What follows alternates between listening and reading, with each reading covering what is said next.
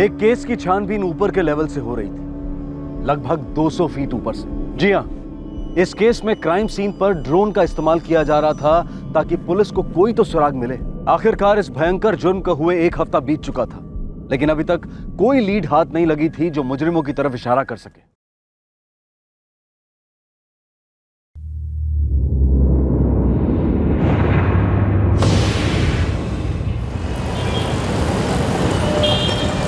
जिस जुर्म ने एक परिवार को जिंदगी भर का शोक दिया, उसी परिवार में कुछ महीने पहले जश्न मनाया जा रहा था।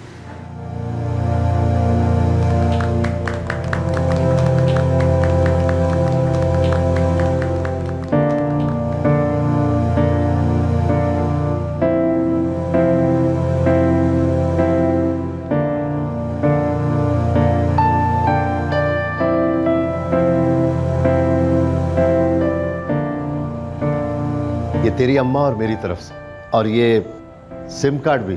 थैंक यू अप्पा। खुश रह। और ये मेरी तरफ से, अपने साथ ले जाना। थैंक यू अम्मा। अरे बस बस आंटी, और कितना खाऊंगा मैं? अरे जब तक मैं देती जाऊंगी खाएगा, समझा? ये ले। अम्मा बस बहुत खा लिया मैंने। अरे चुपचाप खा तू। पायसम लेके आती। आशा, मुझे तुमसे कुछ बात करनी थी। समझ में नहीं आ रहा कैसे कहूँ। तुम मेरे बेस्ट फ्रेंड हो ना, तो हम एक दूसरे से कुछ भी कह सकते हैं, कुछ भी पूछ सकते हैं, है या नहीं? हाँ बाबा। अच्छा सुनो, तुम चेन्नई में अपनी जॉब में सेटल हो जाओ, अपने घर पे सेटल हो जाओ, फिर प्लीज़ मेरे लिए भी वहाँ पे जॉब देख लेना ना। मैं यहाँ बिल्कुल अकेला हो जाऊँगा। मैं तुम्हें बहुत मिस करूँगा। हाँ बाबा, मैं भी बहुत मिस करूँगी तुम्हें। मैं वहाँ पे पक्का तुम्हारी ट्राई करती हूँ, ठीक है? Chennai. Thank you Puja. Tell me, कल पहुँच रही हो ना? हाँ हाँ सब सेट है। मैं कल नहीं परसों सुबह अर्ली मॉर्निंग पहुंच जाऊंगी, फिर फ्रेश होके सीधा ऑफिस। Okay great. अच्छा सुन, कल ना शायद मेरा नाइट शिफ्ट होगा, तो मैं चाबी रिसेप्शन पे रख दूंगी, ओके? हाँ बाबा ठीक है, बाय।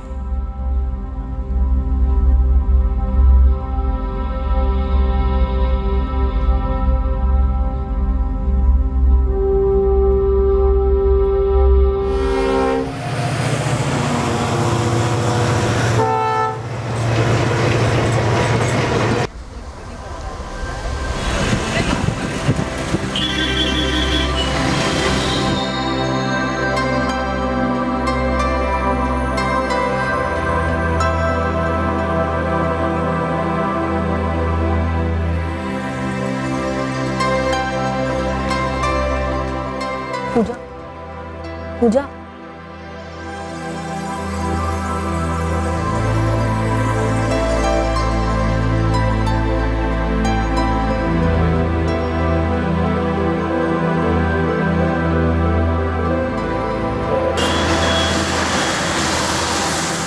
वेलुपुरम की आशा रमन चेन्नई पहली बार रहने आई थी, वो भी नई नौकरी पर।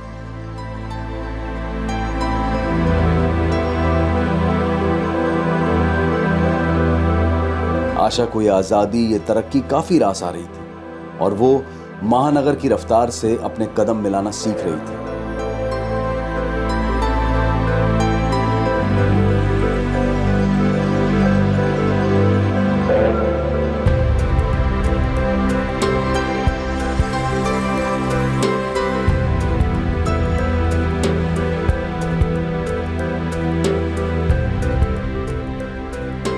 आशा की हॉस्टल रूममेट पूजा जोसेफ भी आशा की तरह चेन्नई में नहीं थी। दोनों में काफी अच्छी दोस्ती जमी और वो दोनों अपने खाली वक्त में पूरा शहर घूमते, एक महानगर के साथ दोस्ती बनाने की कोशिश करते।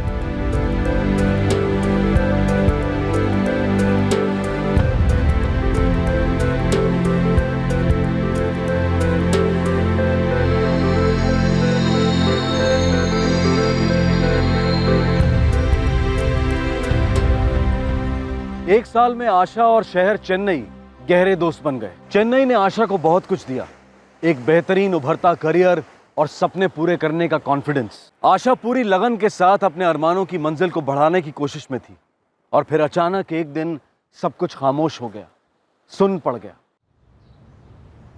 हाय आशा। हाय पूजा।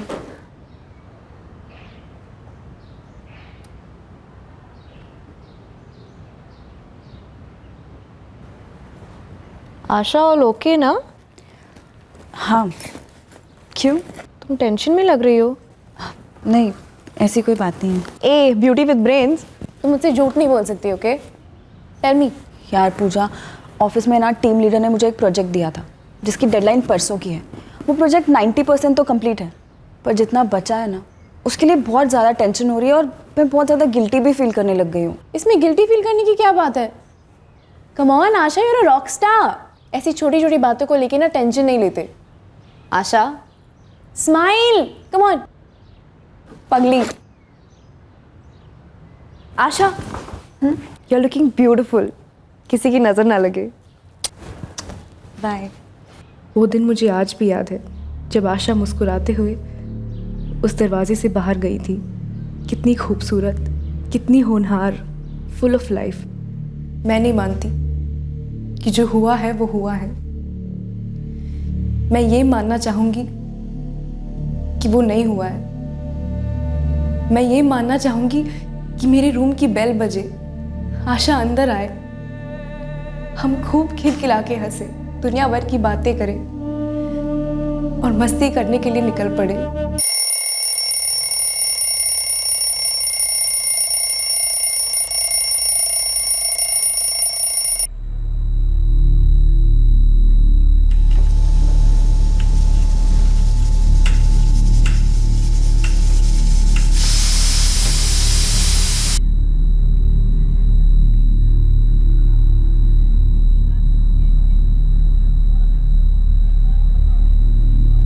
தொடர்பு கொள்ள நினைக்கும் எண் தற்போது ஸ்விட்ச்ட் ஆஃப் ஆக உள்ளது। आशा कहाँ हो? भूख लग रही है मुझे, डिनर पर वेट कर रही हूँ यार।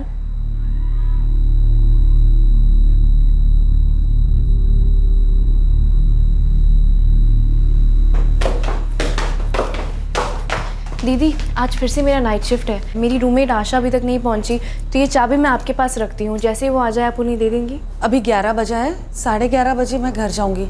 तब तक आशा आ गई तो दे दूंगी, नहीं तो वॉचमैन दे देंगे। Thank you.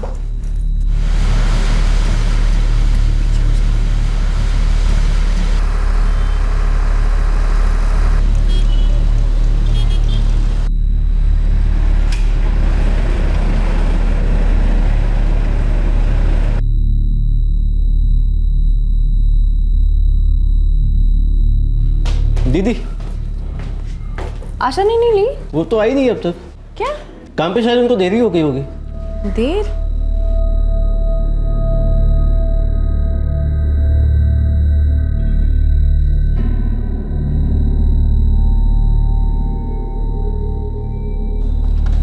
हेलो। हाँ, मैंने आशा रमन का वर्क स्टेशन चेक किया है, बाकी के ऑफिस स्टाफ से भी पूछा है। सिक्योरिटी, कैंटीन, सभी जगह जो मेरी लॉगबुक में है वही करेक्ट है।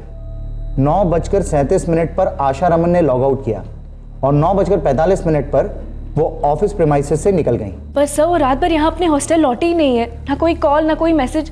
सर आपको अजीब नहीं लगता? हाँ अजीब तो है, लेकिन इससे ज्यादा हम क्या कर सकते हैं? ऑफिस आवर्स के बाद एम्प्लॉय क्या करता है, कहाँ जाता है, ये हमारा लुकआउट नहीं है।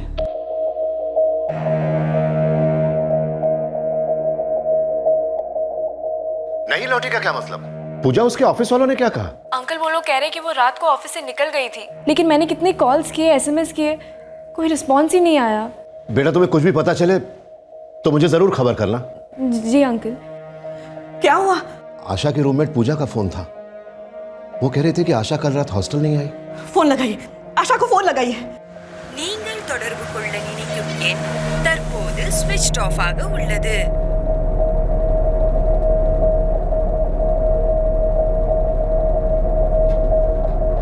நீங்கள் தொடர்பு கொள்ள நினைக்கும் எண்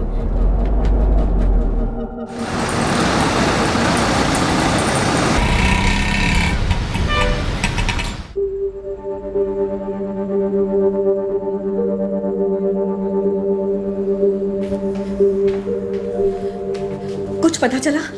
नहीं आंटी, मैंने आशा के शिफ्ट के हर कॉलीग को कांटेक्ट किया, लेकिन सब एक ही बात कह रहे हैं कि आशा 9:45 को ऑफिस से निकल गई थी। उसके बाद किसी को नहीं पता कि वो कहाँ है। ये उसका ऑफिस कहाँ है? मैं चलती हूँ ना आपके साथ।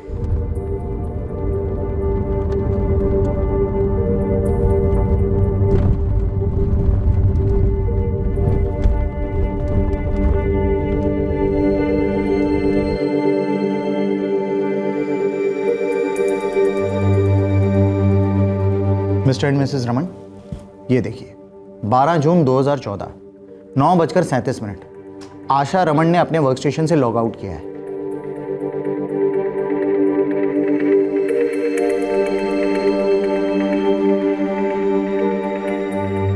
और यहां 9:45 आशा रमन ऑफिस गेट के बाहर निकल गई है।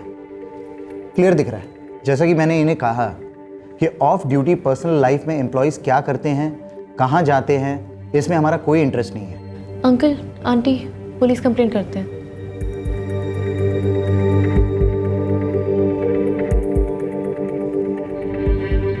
एक साल में पहले ऐसा कभी नहीं हुआ है सर। आशा अगर आधा घंटा भी लेट होती तो वो मुझे इन्फॉर्म कर देती थी। ज़रूरी तो नहीं कि आशा आपको हर चीज़ के बारे में इन्फॉर्म करती। क्या मतलब सर? मतलब ये कि उसकी personal life, boyfriend, good friend.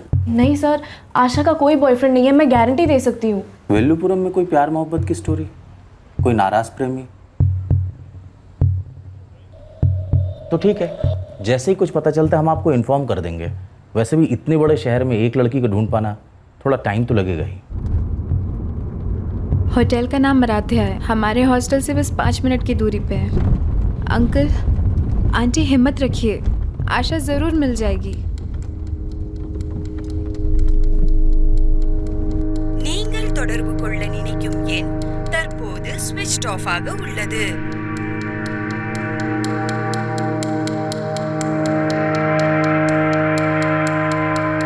நீங்கள் தொடர்பு கொள்ள நினைக்கும் எண் தற்போது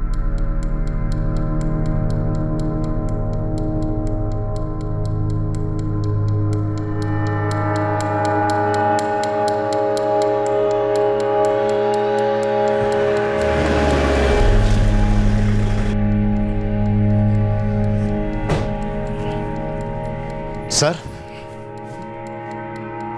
सर कुछ पता चला? कल भी आया था ना? क्या कंप्लेंट थी? सर मेरी बेटी आशा रमन गायब है। हाँ, वो बीपीओ वाली वर्कर। Correct correct. नहीं, अभी तो इन्वेस्टिगेशन शुरू हुई है।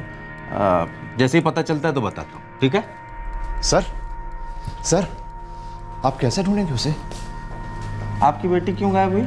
सर वो आप मुझसे क्यों पूछ रहे हैं? तो फिर आप मुझसे क्यों पूछ रहे हैं कि आपकी बेटी को हम कैसे ढूंढेंगे? और ऐसे आप बार बार यहाँ मत आया करिए। आपका फ़ोन नंबर हमारे पास है ना, तो जैसे ही कोई इन्फॉर्मेशन मिलेगी हम आपको तुरंत बता दें। अभी आप जाइए, परेशान मत। सर,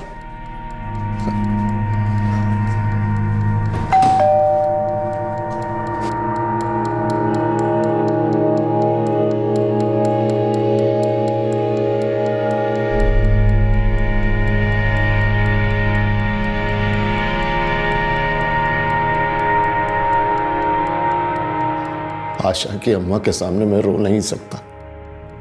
मुझे मजबूत बने रहना होगा। लेकिन कब तक और कैसे होगा?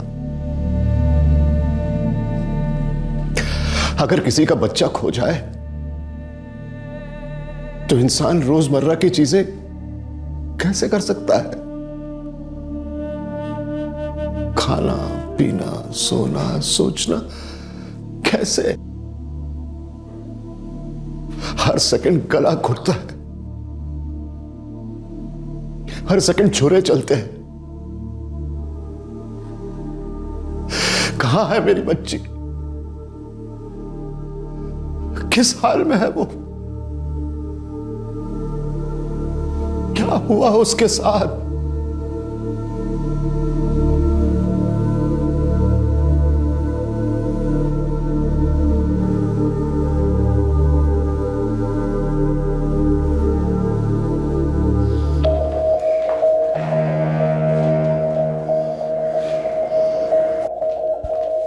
सर, हमारे साहब ने कहा है अब जाएं।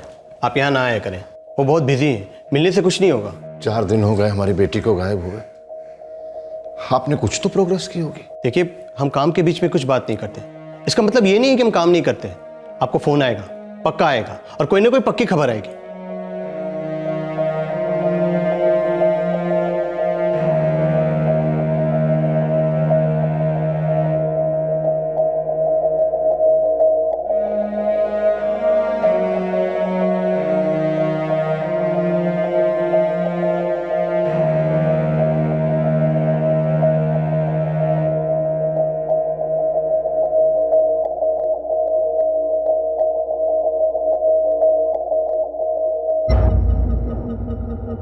आशा की खबर के इंतजार में उसके माँ बाप का एक एक क्षण तिल तिल कर गुजर रहा था।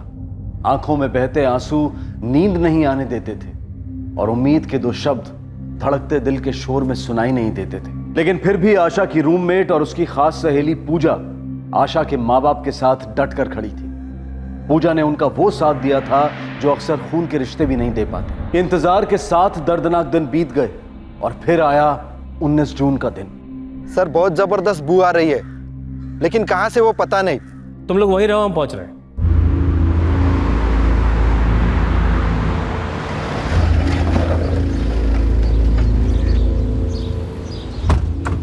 सर हम अंदर गए, अंदर एक लाश है, औरत की लाश।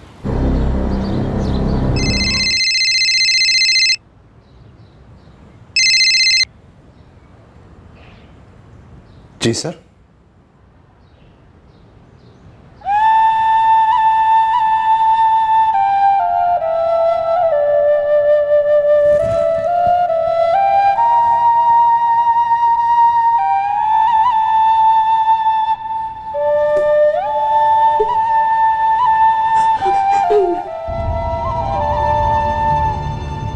आंटी अंकल संभालिए अपने आप को। पुलिस श्योर नहीं है ना, बस आइडेंटिफिकेशन के लिए बुलाया है। मुझे पूरा भरोसा है कि वो बॉडी आशा की नहीं है।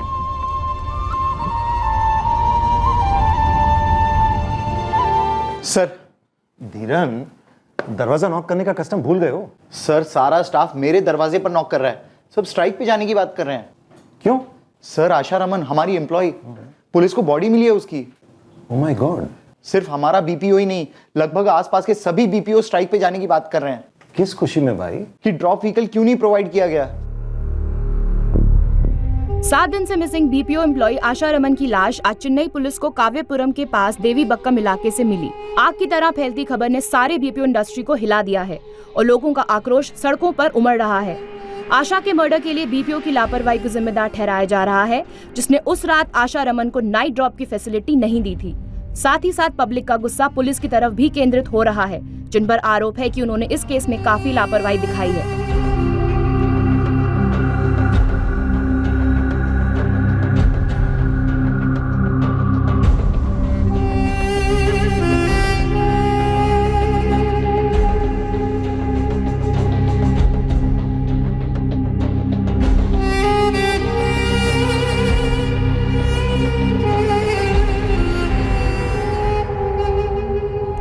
और लड़की के फोटोग्राफ सारे स्टेशन में भेजने के अलावा खबरियों को भी एक्टिवेट करने वाले थे। कितने लोगों के साथ बात की, कहां कहां ढूंढा, बीपीओ में क्वेश्चनिंग की, उसके हॉस्टल में, आसपास के इलाके में कुछ किया? सर किसी लीड का इंतजार कर रहे थे। कहां से मिलती है लीड? लाश तो मिली गई है, कातिल को भी ढूंढ ही लेंगे। मेहरबानी करोगे पब्लिक पर उसे ढूंढकर? तुम्हारे इस थर्ड रेट परफॉर्मेंस के कारण पुलिस डिपार्टमेंट का मुंह काला हो गया है। सफाई की तो तुमसे शुरू होगी और बहुत सख्त सफाई होगी। सख्त कार्रवाई हुई। इस केस को दरअसल मिस हैंडल करने वाली पूरी टीम को सस्पेंड कर दिया गया। अब आशा रमन मर्डर केस को तमिलनाडु राज्य की क्राइम ब्रांच सीआईडी को सौंप दिया गया।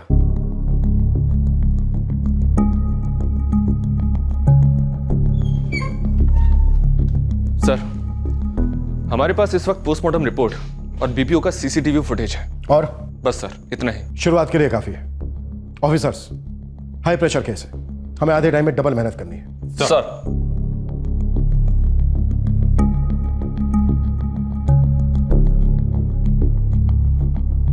पॉज। 9:45 left office. इसके बाद से आशा को किसी ने नहीं देखा और वो हॉस्टल भी नहीं पहुंची। 12 जून की शाम से मोबाइल भी ऑफ है। और उसके 7 दिन बाद आशा की लाश मिलती है देवी बक्कम की झाड़ियों में। चलो मान लेते हैं ये है एक्सेस पॉइंट कंपनी और यहां से ईस्ट में 600 मीटर की दूरी पर है ओल्ड देवी बक्कम की झाड़ियां, मार्श लैंड। शायद आशा चलकर गई होगी। सर उस एरिया में रात के 9 बजे के बाद पब्लिक ट्रांसपोर्ट नहीं मिलता। वो इलाका काफी सुनसान है। सर एक्चुअली सब एम्प्लॉयज ग्रुप में ही जाते हैं, हम सब चलकर ही जाते हैं। ऑफिस मेन रोड से थोड़ा दूर है ना। टाइम कितना लगता है?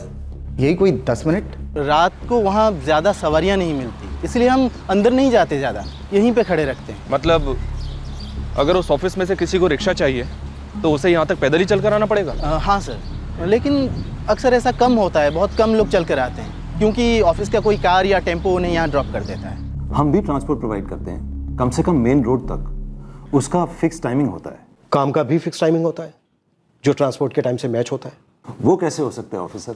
काम तो आगे पीछे होते रहता है, लेकिन ट्रांसपोर्ट आगे पीछे नहीं होता। देखिए, सभी लोग मेन रोड तक चलकर जाते हैं, कभी ना कभी। मैं खुद गया हूँ, जब कार खराब हो या जो भी, हम ग्रुप्स में जाते हैं। और ट्रस्ट मी, आज तक ऐसा कभी कुछ नहीं हुआ है। लेकिन अब हो गया, वो भी मर्डर। आपकी एक 24 साल की एम्प्लॉय का, जो ग्रुप में नहीं, अकेले पैदल चलकर जा रही थी। गेट से लेकर मेन रोड तक कितना सुनसान रास्ता है, लेकिन यह पता होने के बावजूद आप अपनी फीमेल एम्प्लॉयज के लिए ट्रांसपोर्टेशन प्रोवाइड नहीं करते। बेसिक कॉमन सेंस कहता है वाइस प्रेसिडेंट साहब कि अगर आपकी कोई फीमेल एम्प्लॉय रात को 9:45 पर यहां से मेन रोड के लिए जा रही है और आपके फिक्स ट्रांसपोर्ट का टाइम निकल चुका है, तो आपको, शाप को या फिर आपके किसी भी पाप को उस एम्प्लॉय को वहां तक पहुंचाना चाहिए। मुझे पता होता तो मैं श्योरली ये सर, आशा ने मुझसे कुछ कहा ही नहीं। अगर बोला होता तो हम टैक्सी मंगवा देते। कितनी आसानी से पल्ला झाड़ दिया ना आप लोगों ने, लेकिन हम ऐसे नहीं, बल्कि इसके एकदम उल्टे। अब आप जिसे चाहे, जहां चाहे अपने आका को फोन लगा लो, हम आपकी हालत पतली करके रहेंगे। लड़की पर अटैक इसी रोड पर हुआ है और वो जो कोई भी था या थे, वो लड़की को यहीं कहीं से घसीटते हुए झाड़ियों तक ले गए। आशा के फोन रिकॉर्ड्स मंगवाएं सर, थोड़ी देर में आ जाएंगे। पहली इन्वेस्टिगेशन टीम ने नहीं निकलवाए थे क्या? No sir. एक और बात सर, मेरी आशा के फादर से बात हुई, कह रहे थे कि आशा के बदन से कुछ कीमती चीजें मिसिंग हैं। आशा हमेशा अपने कानों में गोल्ड की बालियां पहनती थी, डेड बॉडी पर वो नहीं थी। और ना तो उसका आईडी कार्ड मिला, ना ही बैग।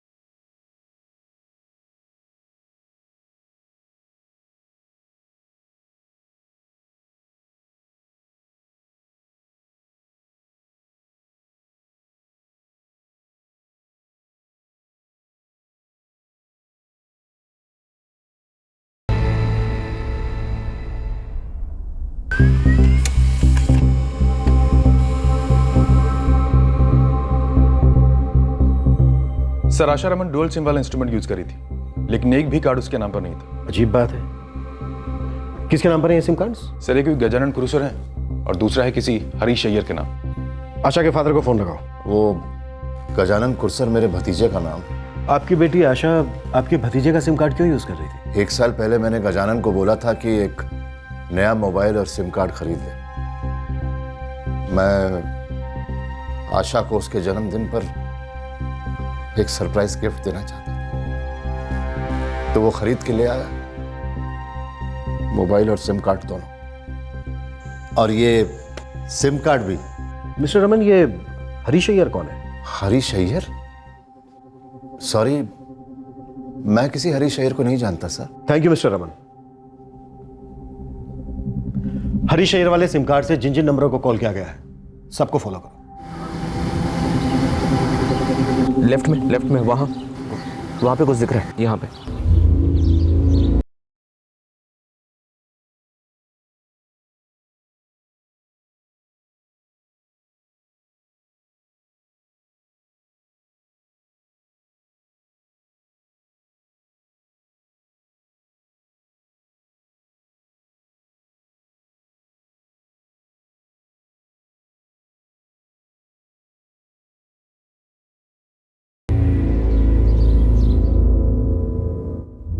आशा के बैग से हमें कोई मनी पर्स नहीं मिला और ना ही एक भी पैसा।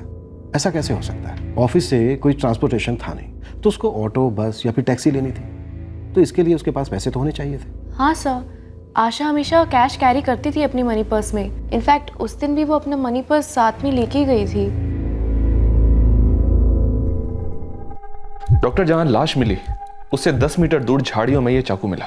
मैं ये खून के धब्बे आशा के ब्लड सैंपल से मैच करूंगा। कल शाम तक रिपोर्ट आ जाएगी। Thank you sir.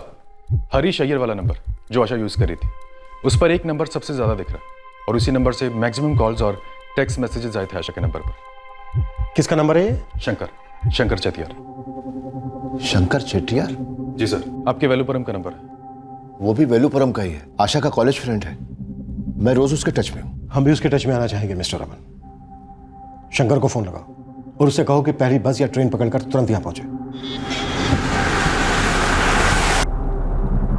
हाँ इंस्पेक्टर, मैं बस में ही हूँ। दोपहर तक पहुंच जाऊंगा। सीधा आप ही के पास आ रहा हूँ।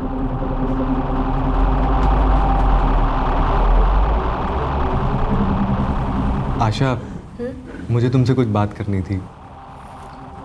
समझ में नहीं आ रहा कैसे कहूँ।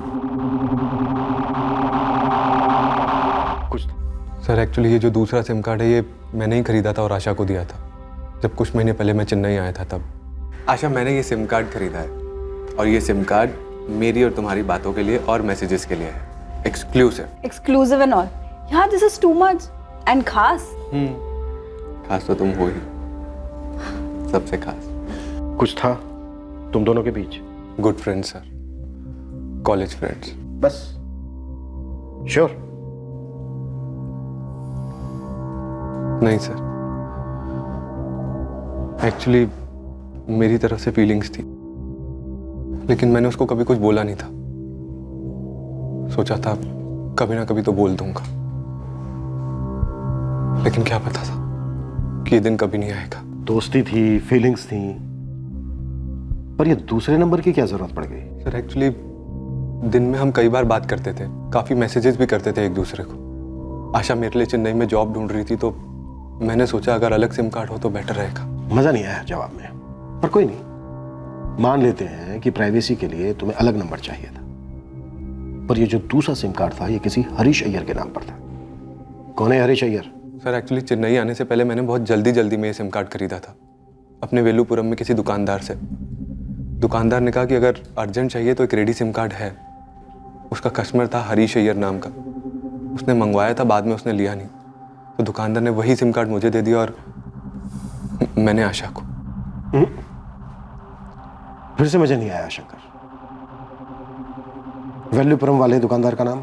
सुंदर पी राजा। सर मेरा दोस्त है, अच्छा आदमी है।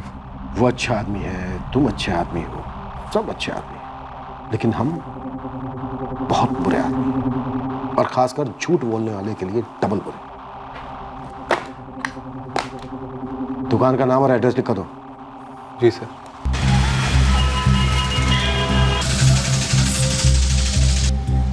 सर ऐसे तो होता ही रहता है। लोग आते हैं, एक सिम कार्ड के ऑर्डर देते हैं, कभी मूड चेंज हो जाता है, कभी प्लान चेंज हो जाता है। जो भी होता है सर, वो सिम कोई लेने आता ही नहीं, फिर वो सिम हम किसी और को दे देते हैं। इडली सांभर समझ के रखा है तूने सिम कार्ड को, किसका ऑर्डर उसको दे दिया। ऐसा करना कितना गैर कानूनी है पता है तुझे? हम हर दूसरे आदमी को सिम कार्ड नहीं देते सर। शंकर को मैं अच्छे से जानता हूँ, काफ़ी सालों से देखता आया हूँ, पढ़ा लिखा लड़का है वो क्या क्राइम करेगा सर? क्या लगता है तुझे पढ़े लिखे लोग क्राइम नहीं करते? चल हरीश अय्यर के डॉक्यूमेंट्स की कॉपी दे। ये रहा सर। शंकर चेटियार के फोन रिकॉर्ड्स निकलवाओ, स्कैन करो। 12 जून को वो कहाँ था, क्या कर रहा था, इसकी बैक चेकिंग करो। सर। हाँ सर, ये डॉक्यूमेंट्स तो मेरे ही है। मैं सुंदर की दुकान में दिया था सिम कार्ड के लिए। तो जब सिम कार्ड आया तो लिया क्यों नहीं आपने?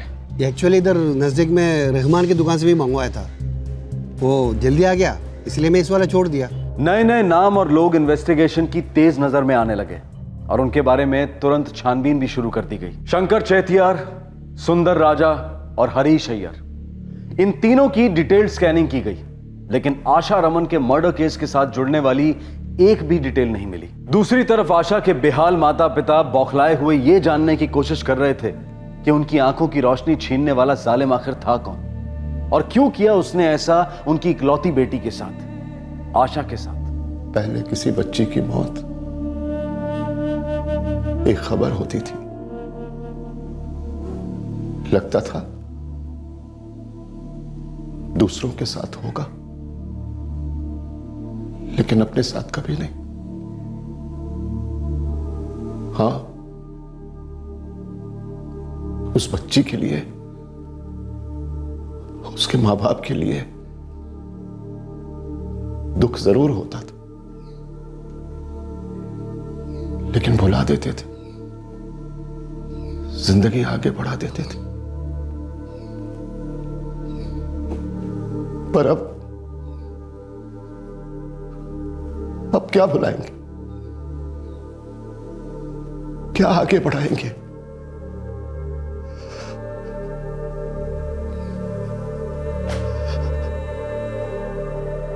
ऐसे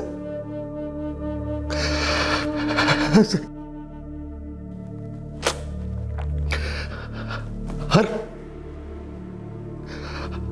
जगह मारा मेरी बच्ची को, हर जगह झाड़ियों में फेंक दिया। क्यों? क्यों?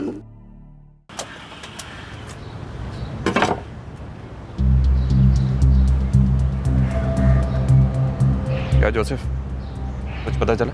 कुछ नहीं मिला सर, पानी नहीं, मलाई नहीं, हर नारियल ज़ीरो निकला। कहाँ गया? कितने आदमी लगाए? सर मेरा 3 कास लड़का, 2 ऊपर से साथ में लिया, पूरा वेल्लुपुरम छाना मारा सर, कुछ नहीं मिला।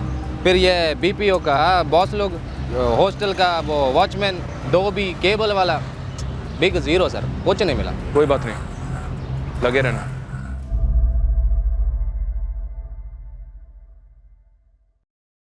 वैसे सर, पर्सनल या प्रोफेशनल जैसा कोई एंगल बनता नहीं है। शायद नहीं बनता, लेकिन ऑफिसर्स ये भी तो हो सकता है कि आशा ऑफिस से रिक्शा स्टैंड तक अकेली पैदल जा रही हो और किसी अज्ञात आदमी ने अकेली लड़की समझकर उस पर अटैक कर दिया। मनी, पर्स और सोने के इयरिंग्स गायब है सर, चोरी का मोटिव होगा। रास्ता बहुत सुनसान है सर, अगर आशा चिल्लाई भी होगी तब भी किसने सुना होगा उसे? छुरे पर जो फिंगरप्रिंट्स मिले थे, सारे हिस्ट्री शीटर के साथ मैच करवा रहा हूं। गुड। अगर ये अज्ञात लोग हैं जिन्होंने सिर्फ चोरी के मकसद से ये मर्डर किया है, तो हमें जल्द से जल्द इन तक पहुंचना होगा, क्योंकि पॉइंट ए, ये शहर छोड़कर भाग सकते हैं या ऑलरेडी भाग गए होंगे। पॉइंट बी, ये आदमी या गिरोह जो भी है दोबारा स्ट्राइक कर सकता है।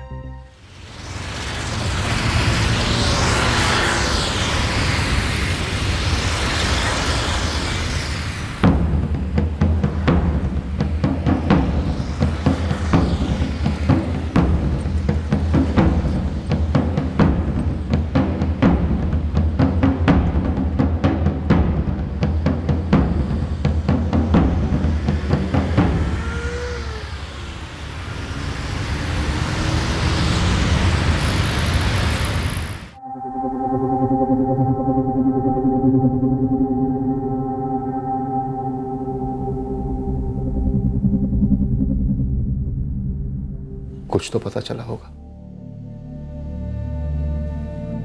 किसने किया? हमें कुछ सुराग मिले हैं सर, लेकिन मुजरिम तक पहुंचने में अभी देर है।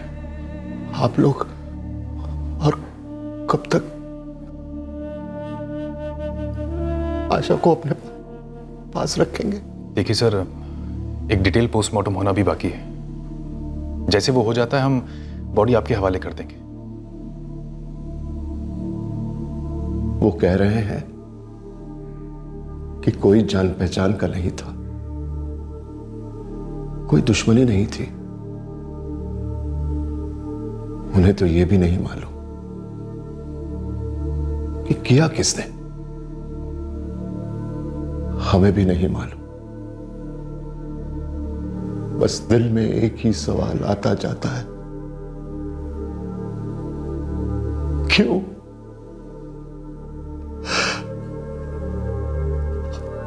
हमारी बेटी क्यों?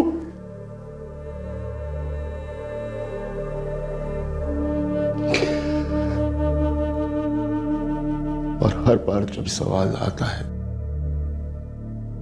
तब ऐसा लगता है अब जवाब आएगा, अब जवाब आएगा, लेकिन जवाब नहीं आता। शायद कोई जवाब है ही नहीं।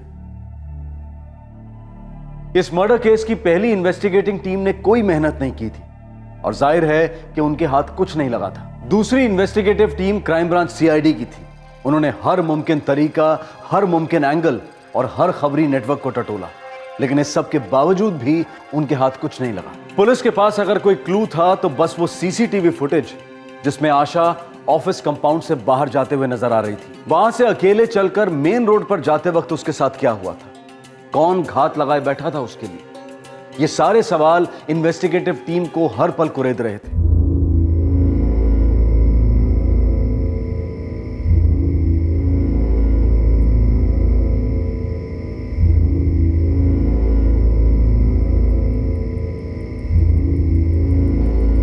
सर, खबरी नेटवर्क तो बार बार ब्लैंक रेस्पॉन्स दे रहा है। उनका कहना है कि कोई फर्स्ट टाइमर होंगे ये लोग।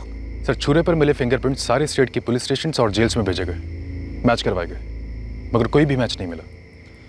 ये लोग आउट ऑफ स्टेट के हो सकते हैं सर, इसलिए हमने नेशनल डेटाबेस से भी मैचिंग की, पर कोई रेस्पॉन्स नहीं मिला। हम जहाँ खड़े हैं वो भी यहीं खड़ा होगा और शायद आशा वहां कहीं से आ रही होगी। और प्रभाकर सर, इस इलाके में चारों ओर जितने भी सीसीटीवी कैमरास हैं सबकी फुटेज मंगवाओ। 12 जून की शाम से लेकर 13 जून की सुबह तक सारे सीसीटीवी फुटेज चेक करो, एक भी कैमरा छूटना नहीं चाहिए। लेकिन सर, कैमरास तो कई सारे होंगे, मे बी मोर देन 100। जानता हूं, लेकिन यही एक हमारे पास रास्ता है और मंजिल भी। आई एम श्योर प्रभाकर, किसी ना किसी कैमरे ने उस कातिल को जरूर कैद किया हो। वो अज्ञात लोग हैं सर, हम पहचानेंगे कैसे? पहले फुटेज देखते हैं, क्या पता कातिल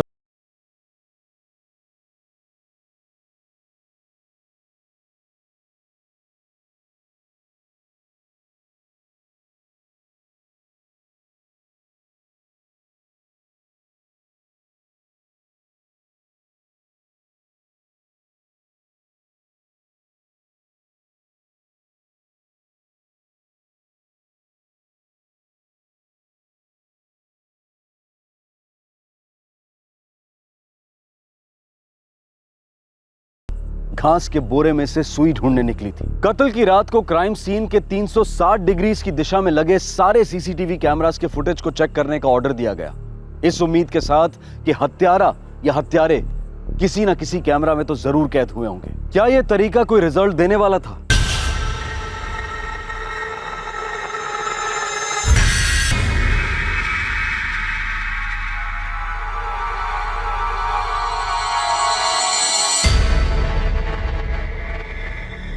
पुलिस अंधेरे में तीर चला रही थी और अंधेरे में चलाए गए इस तीर ने अंधेरे की काली चादर में छेद किया और एक ऐसे शख्स को सामने लेकर आया जिसका चेहरा नकाब में लिपटा हुआ था, छुपा हुआ था। यह एक सवाल और सवालों को पैदा करने लगा और फिर उठे इतने सारे सवाल कि उनके जवाबों में ही इस केस का हल सामने आने लगा। क्या था यह सवाल जवाब का सिलसिला, यह पता लगाएंगे कल रात 11 बजे इस केस के दूसरे और आखिरी भाग में। इस विचार के साथ आपसे विदा लेते हैं कि क्राइम नेवर पेज ये सिर्फ एक कहावत नहीं बल्कि पुलिस फोर्स का गुरु मंत्र है जिसे जपते हुए वो अपनी ड्यूटी निभाते हैं। और जब भी कभी उनके काम में कोई कमी रह जाती या कोई गलती हो जाती तो यही मंत्र उन्हें दोबारा उनकी मंजिल की तरफ ले जाता कि क्राइम करके कोई नहीं बच सकता, कभी नहीं। आपसे फिर मुलाकात होगी इस केस के दूसरे और आखिरी भाग में कल रात 11 बजे। तब तक सुरक्षित रहें और देखते रहें क्राइम पेट्रोल सतर्क। सबक एक को, सीख हम सबको। जय हिंद। इस तरह के और भी एपिसोड देखने के लिए हमारे चैनल को सब्सक्राइब करें और बेल आइकन दबाना ना भूलें।